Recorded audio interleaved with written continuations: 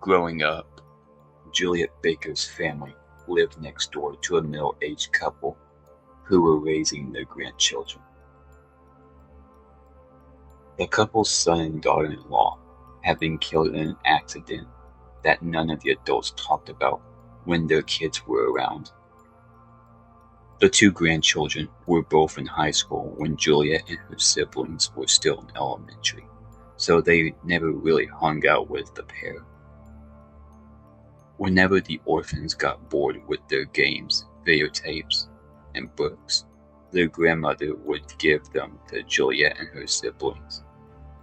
Being a reader, Juliet kept a lot of the books. This was before DVDs, and so these movies were video cassettes and official covers. Most of their own tapes were of shows and movies they recorded off of TV. One day, though, one of the tapes Juliet got from the neighbors was in a plain white box, with no writing or labels on the tape. Thinking it was probably a blank tape that hadn't been used, she put it away in a drawer and forgot about it. One summer afternoon, Juliet's parents and siblings went out, leaving her home alone for a few hours. She was in the living room and watching television until remembering the blank videotape. The reel inside the cassette showed that it had been partially played, and she rewound it. She pressed play and the video started with static, and then the picture came on to Juliet's favorite series, Full House. There was no opening intro or credits, and Juliet could tell there was only one camera being used. The episode revolved around the neighbor, Kimmy Gibbler, and her crush on Uncle Jesse. She invited herself over to have a slumber party with DJ, but spent most of her time following Jesse around. Juliet also noticed that the actors portraying the characters weren't the same ones as in other episodes.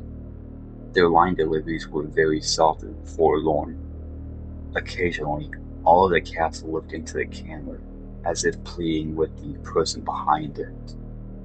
In one part, the little girl, playing Michelle, delivers a joke about the pizza they were eating, then looked into the camera and pleaded with the off-screen crew to let her go home.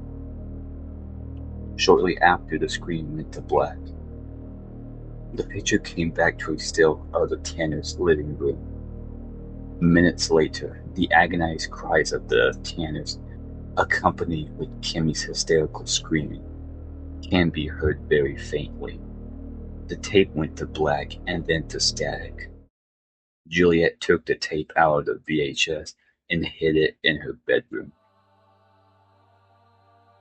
Later that night, when her family returned home, Juliet removed the tape from her closet and handed it to her parents. Her mother went into the other room to see what was on the tape. After a minute, she returns with a sickened expression on her face. The father seems to understand, and proceeds to destroy the cassette in his workshop. Juliet's mother reveals the story about the tape. The man responsible had been their neighbor's son, who worked as a writer and cameraman for ABC. When the kids were in elementary, the father had started showing signs of mental illness. At his workplace, he grew more irritated and emotional at everything. He was paranoid and believed that everyone he worked with was conspiring to demote him from his position. He felt that his contributions to the Full House series weren't appreciated. One day, he snapped and held some of the crew and random extras hostage, forcing them to make the episode. The network suppressed the entire incident. One morning, the man's wife visits him in a private psychiatric hospital, and he proceeds to kill both her and himself. Juliet's mother made her promise to never mention the tapes to the neighbor's grandchildren,